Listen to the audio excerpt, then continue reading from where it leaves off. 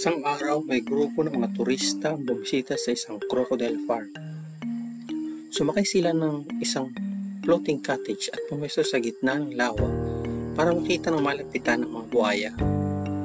Habang lahat ay mangha at kinakabahan na baka may biglang lumundag na buhaya sa kanilang cottage, ay biglang sumigaw ang may-ari ng farm. Sino man ang lumundag sa lawa na puno ng buhaya at makatawid ng buhay ay makakatanggap ng 5 milyong piso.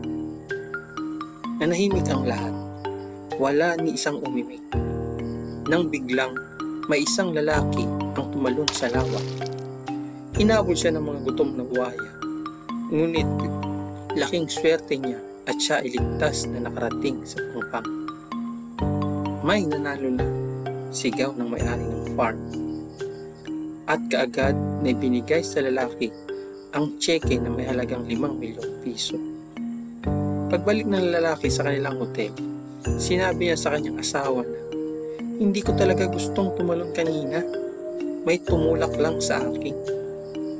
"Nakita mo ba kung sino?" tanong ng lalaki sa asawa. Sumagot ang asawang babae na nakangiti habang hawak ang kanilang milyones.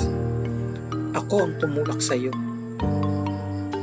Ang aral sa kwento, sa bawat tagumpay ng lalaki ay parating nasa likod ang babae para itulak siya.